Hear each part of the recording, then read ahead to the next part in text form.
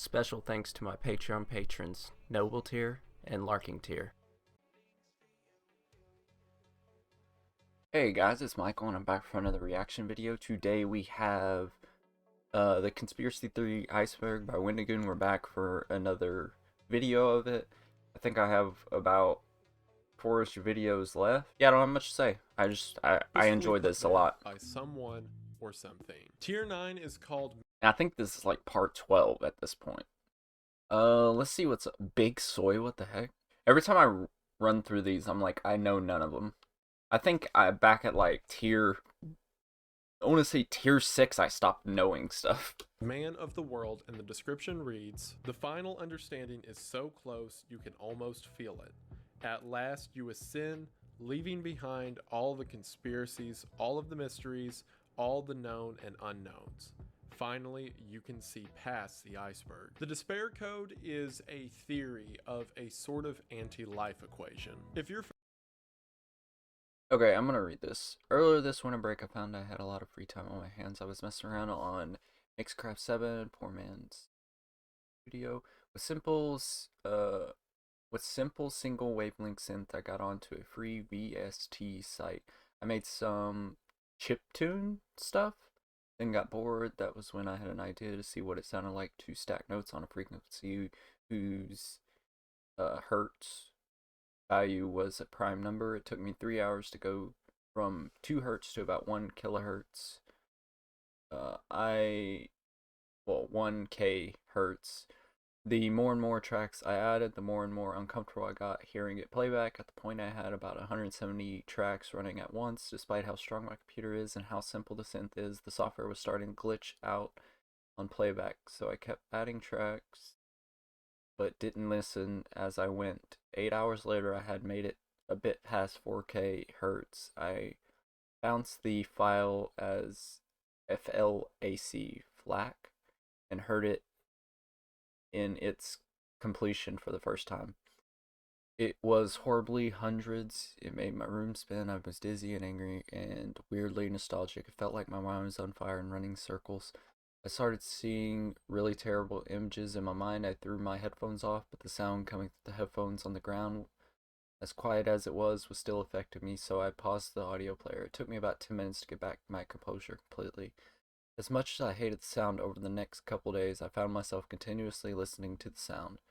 For the first 50 times or so, I hated it, but I feel like I needed to keep playing it around maybe 100 plays.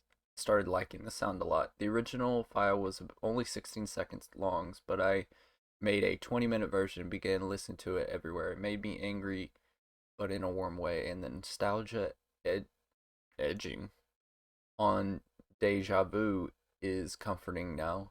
And though I am very paranoid, it also makes me feel hyper aware and kind of powerful. This is very weird. Despair code is a theory of a sort of anti-life equation. If you're familiar with concepts that we've discussed further up in the iceberg, like sleeper agents or MK Ultra conspiracies, you know there's these ideas that a person can be infiltrated with a certain line of code or words. This is where things like number stations come into play.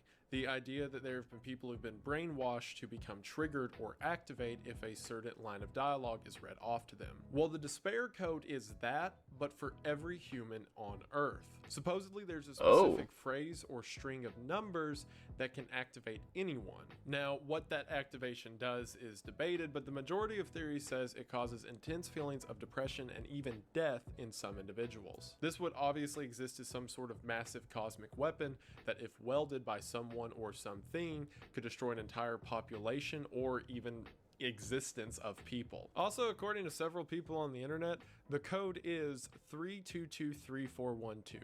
So if me saying that just then caused extreme bouts of depression in you, you're welcome. However, theories with the despair code go a little bit deeper than that. Perhaps it's not just a phrase or sequence of numbers, but perhaps it could be an image or even a thought. If you've been on weird parts of the internet like I have, you've probably come across several different images that invoke a weird sense of existence. Like, you know all those posts you see that are like, oh, you're in a coma and we sent this message to get through to you, wake up, wake up. And those are ridiculous and they kind of miss the mark. Well, there's some images that legitimately give you that feeling. And the majority of these images that I'm thinking of come from the indescribable nature of what you're seeing. And it's almost like staring into this sort of void of colors or existence gives you this weird disassociation from yourself. The idea with this is that the despair code is actually a sequence of images that invoke feelings in you, the viewer, that make you transcend from your own body. And these sort of messed up images that I'm talking about are just close enough to the actual despair code that they cause a sort of glimpse of what that's like. There's even references to things like this in Lovecraft writing, and the idea that these old... This kind of reminds me of like this despair code could potentially be like hearing the voice of God, like when people say that. So, you're not supposed to hear the voice of God, so, or that's what I know of. And so this could be something like that. I'm not saying this is real. I'm just saying, this could be one of the explanations some people say. Old gods came to Earth or are from Earth and essentially put these hidden trip mines everywhere that whenever viewed by a specific viewer either open up some form of enlightenment or punishment. And if you want to get really meta with it, there's even a theory that the despair code proves the simulation theory. Or in other words, if What? we're all outside of a simulation or a computer, the despair code is the specific sort of exit key that will let someone escape from the simulation. And again, while this could be numbers or an image or whatever, it is a way to quite literally break the system or break out of it. So be careful scrolling the internet at night that you don't accidentally step on the super brain melting image that will transcend you from reality. Big Soy is the culmination of all the other sort of soy product things that I've talked about up until this point. I've talked about the weaponized femboys. I've talked about other nations weaponizing soy. I've talked about own countries weaponizing soy against their people. And this is an idea that everything's connected. The theory essentially says that there's a small group of people, or essentially New World Order type people, who work in the governments and different facilities of the world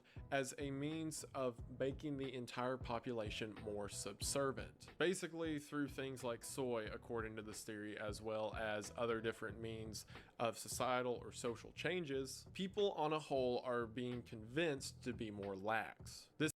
This one is definitely real. Not like the big soy, like them using soy, but the whole like they use certain things to kind of quell the population, keep them calm. That's pretty normal. Like, yeah, when people are any part of the country will do stuff like this to kind of keep their population from getting out of control. This, of course, allows the people in power to demand more control. Essentially, if you can convince a group of people that they don't need to protect or make decisions for themselves, and that you instead can make and protect them for them, then that therefore gives you more control in their daily life and you become more powerful. This is saying that corporations, militaries, and everyone else, even if the people who make the decisions aren't privy to the overarching ideas of what they're doing, they are a part of it. So therefore, a small group of people are manipulating world powers in order to make the population more laid back and therefore more controllable. And this theory stretches a whole lot farther, with people losing their sense of agency, or people losing a sense of property or ownership, or blah blah blah. But the basic idea is don't drink soy milk. I was pretty sure that was the whole concept of behind what the American Dream. Wendigoon may have said this before, and I'm just like rehashing it. He may have said it somewhere back in this, and just I've heard so much of this point that I may have started forgetting stuff.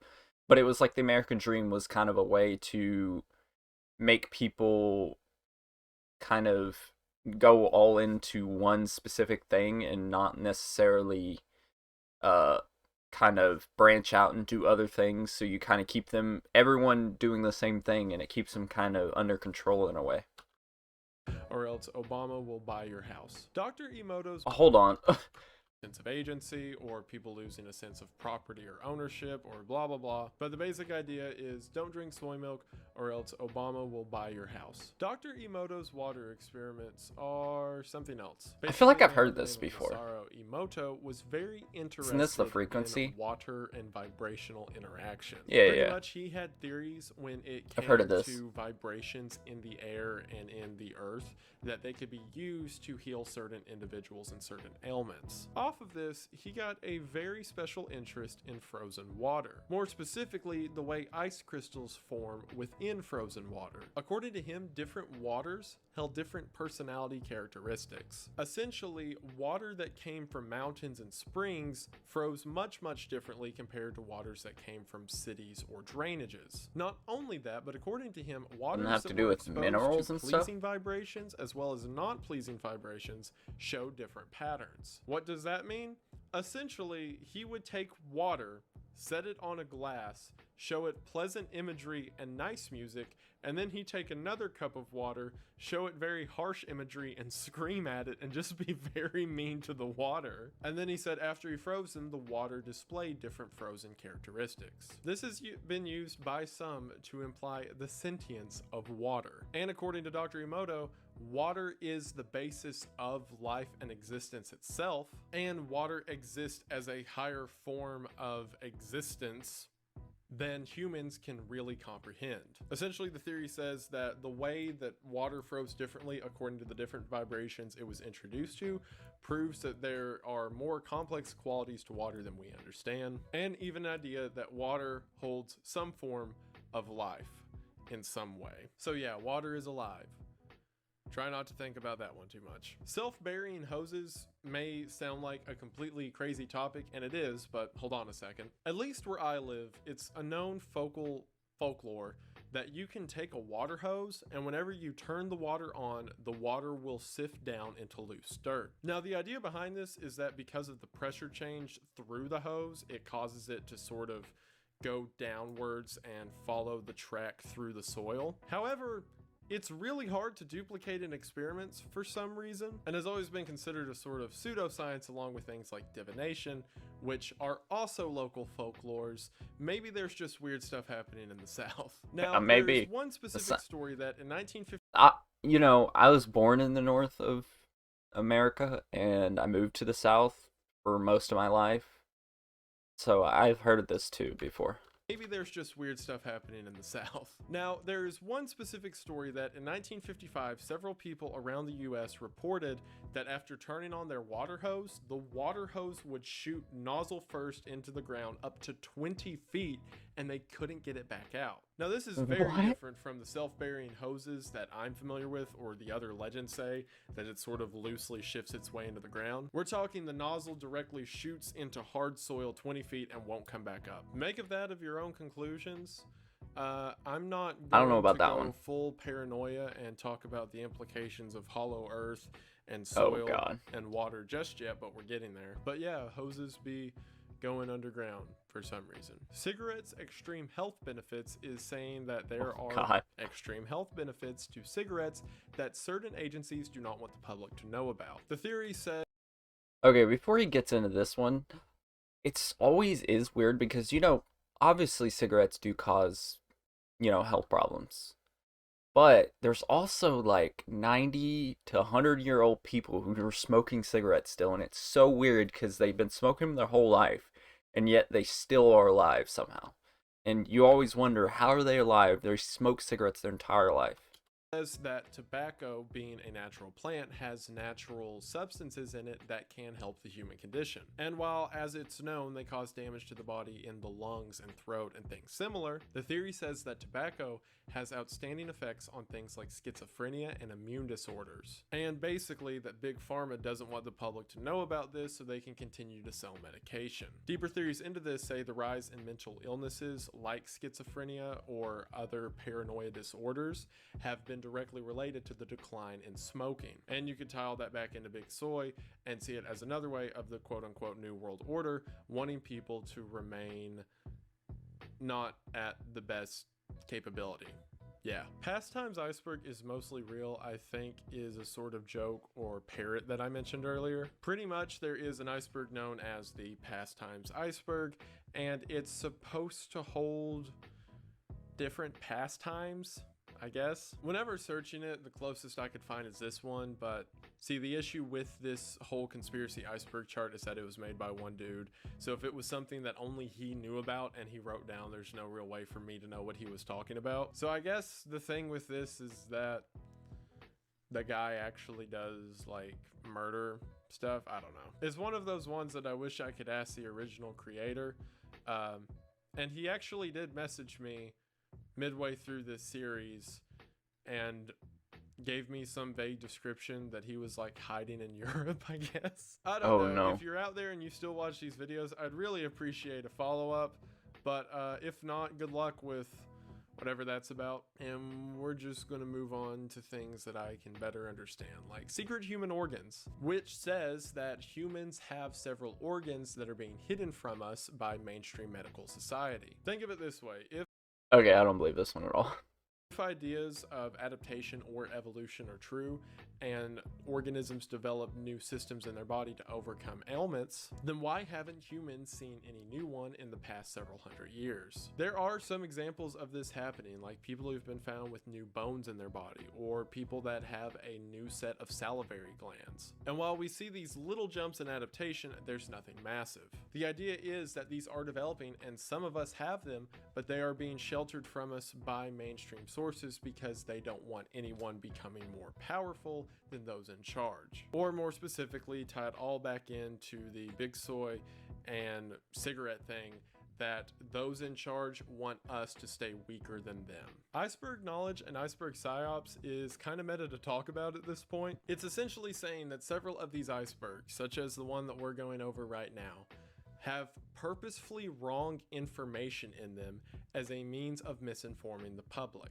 Now, I already kind of talked about with the whole parrot theory that there's some stuff in here to make it look not suspicious, but this one is saying that there is purposefully wrong information in here, that way people don't get too smart to some things. So this is an iceberg telling me that whoever they are and don't want us to figure out the real information may put false information in icebergs just like this. So yeah, top of mountains is implying that there is a sort of cosmic importance or power to mountain tops. Think of it like this way. Remember when I talked about ley lines, how they're these sort of harmonic flows throughout the world in which supernatural instances occur? Well, imagine the tops of mountains being their own ley line. Essentially, if there's a sort of unseen supernatural or vibrational world around us, mountains are the sort of border where they peak from our world into theirs. This is due to the lack of interference of other vibrational entities that are more so at the lower points on Earth, and the top of mountains are much more direct contact. There's even theories that the constructions of things like pyramids were done specifically to simulate the top of a mountain and therefore be more powerful. People tie this in from everything from the ascension of Jesus mentioned in the New Testament being on a mountaintop to imply that that is the sort of gateway from our world to theirs. And remember theories I mentioned in the past like interdimensional Bigfoot and that never gets old. And the idea that supernatural or cryptids can pass seemingly out of our view or understanding. It could be because these mountaintops are used by them as a sort of gateway. Organs decalcification is closely related to the pineal gland decalcification that Wait, I that mentioned was somewhere up there. And that was like essentially part one, I says think. that the fluoride or other chemicals that are introduced to our body by modern society are keeping us held down. Like, for example, think about in centuries previous how spiritual people were and seemingly how in contact they were with supernatural entities. All things that we now can't see or make contact with. The idea being that the powers that be are filling our body with these chemicals as a means of immobilizing us in a spiritual sense. So things like meditation or concentration can work as a means of decalcifying our body, or in other words, reach enlightenment. And you could go even further with this and imply that those who have reached enlightenment or the next stage of existence, whatever that may be, simply found an appropriate way to decalcify their own body. I'm going to put a slight info hazard or cognito hazard or whatever have you on this next term. If you take stuff like knowing about this can hurt you seriously online, I would skip a couple minutes ahead. And also don't look at the picture up here. Solar plexus clown Holy. gliders is supposed to be a sort of mental virus. Essentially, the idea is that saying the phrase that I just said or viewing this image directly causes you to become opened up to a sort of demon that enters your body through the solar plexus, which that's is one of the creepy. chakras of the body. Those who continuously hear the word said over and over Let's analyze this picture. It's so weird. It looks like it has a king's crown on. So weird looking. or stare at images like this for a long amount of time not only open their body up to it more, but make the demon more powerful. With some even saying that they have seen the faces following it after being subjected to this demon, and it therefore is a sort of curse that could be passed around online, and was in a chain email in the 1990s. Similar to the Despair Code, there's another theory that the reason this exists is because, as part of simulation theory, this is a sort of glitch or hiccup in the system, that if someone can figure out how to properly exploit it, it can be used as a means of it getting out. Or alternatively, whatever this thing is, or the solar plexus clown glider is something that at one point did get out. Skin is an alien parasite. What? Ooh. I love my job. Skin is an alien parasite is saying that at some point at the beginning of humanity's existence, humans were essentially the nervous and conscious system of our body as we know it, and the skin and more physical parts was another entity that bonded together. This is a process that is seen in the wild known as endosymbiosis. That's really cool. And there's theories like the mitochondria within animal cells and plant cells, I suppose, was that exact thing happening. One organism bonded with another, and they both realized that they could exist better while symbiosis. together. This is saying that perhaps humans that are the conscious part of our body are not fit for the body that we currently have it, and that's why things like death occur. So therefore, death is not necessarily the death of you as you exist, but instead the separation of your consciousness from the alien parasite that you bonded with however many million years ago. This is a really cool theory. Between the two. So essentially, humans exist as a form of spiritual and physical endosymbiosis. Anti-medicine is the idea that some, and in a few theories, all of modern medicine is just a means to make you worse, not better. This all relates back to Big Pharma and the idea that they are not only hiding cures from us, but instead are purposely giving us things that make us sick and therefore make us more reliant on them. And also ties into the New World Order and blah blah blah, you get the point. Original Earth has For that one, I would just say it's probably less that they give you drugs to make you worse. It's that they accidentally prescribe you things that they don't know if it'll make you worse or if it will benefit you. So it could have negative effects. I think that might be more along the lines, because not everyone can know exactly how medication will affect you personally. So I imagine doctors who prescribe medicine sometimes, well, let's say a good portion of the time, get stuff wrong, and they end up making their patient a little worse. On them, and also ties into the New World Order and blah blah blah, you get the point. Original Earth has to do with an idea known as gap creationism. So for those that don't know, there are several different theories when it comes to biblical scholars of how the Earth itself was created, at least according to the creationist theory of the world. In the book of Genesis, it says that the world was created in 7 days. Now there are some that quite literally believe that means 7 24-hour days, and that's what it took for the Earth to be created. There are some that believe the term day is more of a metaphor for maybe 1,000 years, and that explains the sort of age of the world compared to the supposed age it could be in creationism. And then there's gap creationism, which is the idea that there is a very distinct difference between the first and second verse of Genesis. The opening of the Bible reads as, "In the beginning, God created the heaven and the earth." And then the second verse reads, "The earth was without form and void." And then from that, it begins to describe how the creation. Yeah, that is a weird sentence now that you think about it. If the earth was created, it was without what and void? Of the earth, without form and void. Form.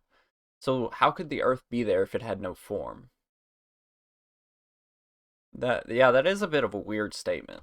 And then from that, it begins to describe how the creation of the earth took place. So gap creationists ask the question of, if heaven and earth were made and then after that the earth was developed, then what was the original earth?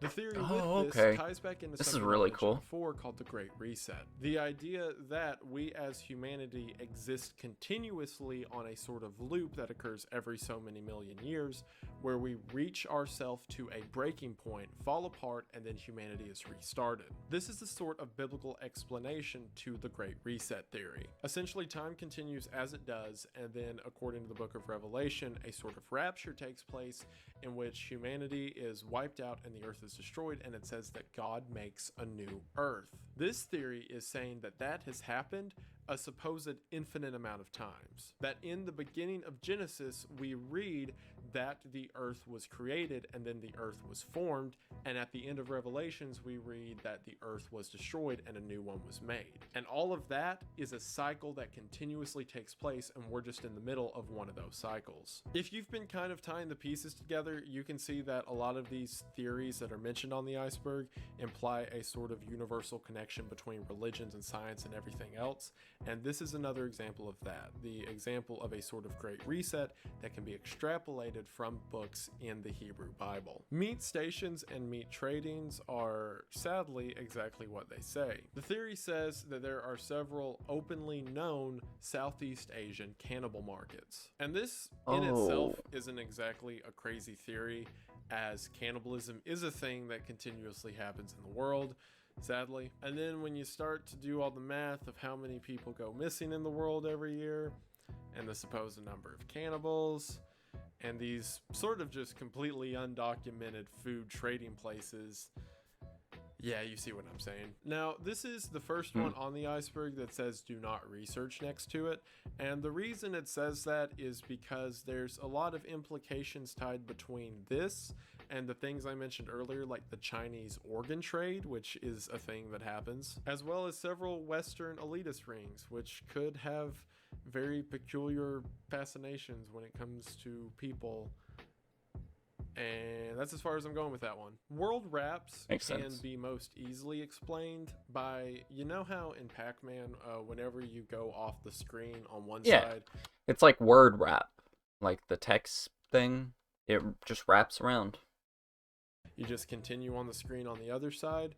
So imagine that, and that's how the universe works. Essentially, it's the idea that if you travel far enough in one direction, you wrap back to where you started, and we are sort of contained in this infinite loop. This would also explain why there seems to be a sort of infinite limit when it comes to our understanding of the universe. And while you may say, oh, that's because the universe is infinite, this theory is saying is that we're just looking at the same thing mirrored over and over again. And the practical application would tie back into simulation theory and the idea that we're in a sort of closed circuit that's just made to look like it's not. Smart dust is a technology that was theorized in the mid-90s. Essentially, you have a sort of dust or powder that is made up of these very microscopic pieces of technology that whenever exposed to things like different lights or temperature, they can move or interact as a sort of sea off of each other. Of course, if tech like this is theorized and then never gets invented, it's going to work its way into a conspiracy theory. So the idea is that smart dust was developed and then put into things like food or water in order to make people these sort of sleeper agents. In other words, there's this dust that in the body cannot be detected on its own, but whenever it acts together, it can do everything from moving a person to causing entirely different changes in your mental state, and is essentially the idea that because of this smart dust, everyone's a sleeper cell. So good luck with that. Secret gates are the sort of culmination to a lot of theories mentioned up until this point. We've talked a lot about things like Agartha and supernatural creatures like demolition elves, as well as man-made structures like temples inside of caves or pyramids. And this is basically saying that while they could be different across cultures and ideas, they all serve the same basic purpose. There is a realm of the unseen around us that we can't interact with. And all of these structures that I'm talking about are different forms of gateways. Tops of mountains or ritual pyramids or whatever are just means of crossing over or communicating with the unseen. So while these seemingly different phenomena, either of the natural world or of the man-made, may seem like their own things, they're all subtly connected as a way to communicate with that which we cannot on our own. Golf rumors is the idea that the PGA in the United States is used as a cover-up for things. Essentially, you have a sport that millions and millions of dollars flow through every year that is known to be an avenue for politicians and other elitists. So therefore, the tour itself is used as a front for their evil doings. The theory even goes to say that several scandals that have popped up in the golf community have just been a means of silencing these smaller findings that could become big and they've shut up. Or in other words, if someone ever figures out what's actually happening with these golf people, they'll just make a bigger story to overwhelm it while while they privately silence that matter. And I can't go any further into this theory without implicating people who are really alive and probably definitely aren't doing any of this stuff, so we're just going to move on. Robert Golf and the glass camera has no association with golf itself, so put that out of your head. It has to do with a viewless recorder that was theorized in the 90s to 2000s. Essentially, it says that there was an idea between three-letter agencies in the United States to make a sort of viewless recorder, or in other words, a camera that is not visible. This is why it was called the glass camera, essentially a device that could be used by people to record or view actions of someone without having any evidence that it was being recorded. It'd be really now, cool. Of course, while this is not only impossible, it completely breaks the understanding of physics. Like, how could you have a thing that records something visual but cannot also bring in light waves, and you get the point. And the details of how the glass camera was to be built were never made public. The idea is that it wasn't done using physical properties, but psychic properties. Supposedly there was a famed psychic by the name of Robert Golf, which the government has done a good job at eliminating the record of his existence, who worked with the government on astral projection. So essentially what would happen, according to this theory, is Robert Golf would be hooked up to these sort of imagers that attach to his head and put his thoughts onto a screen. So then essentially what Robert would do is he would astrally project out of his body and then go view something as a sort of ghost or specter, and then that was wired back to his brain, which was then wired to a television, and that's how the glass camera works. The reason it can be a camera with no person or no evidence of a camera is because it is the astrally projected vision of his wired into a TV monitor, which...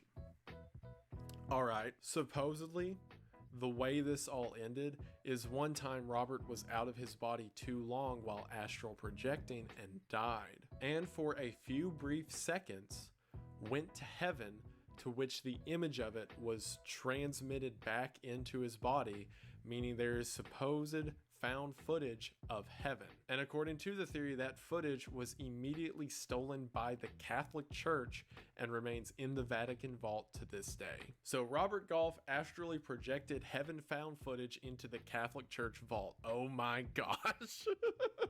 Man, this is why I love this part of the conspiracy iceberg. Do you know what it's like to read all of that at 2 in the morning by yourself in a dark room?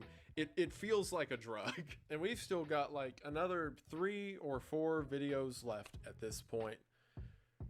I'm so excited. Pyramids built by the Templars Order is exactly what it says, with a little asterisk on it. So the Templars Order, also known as... Oh, I was so in it. That was the end of that one. Yeah, thank you guys so much for watching. I hope you enjoyed, and I'll catch you guys later. Bye.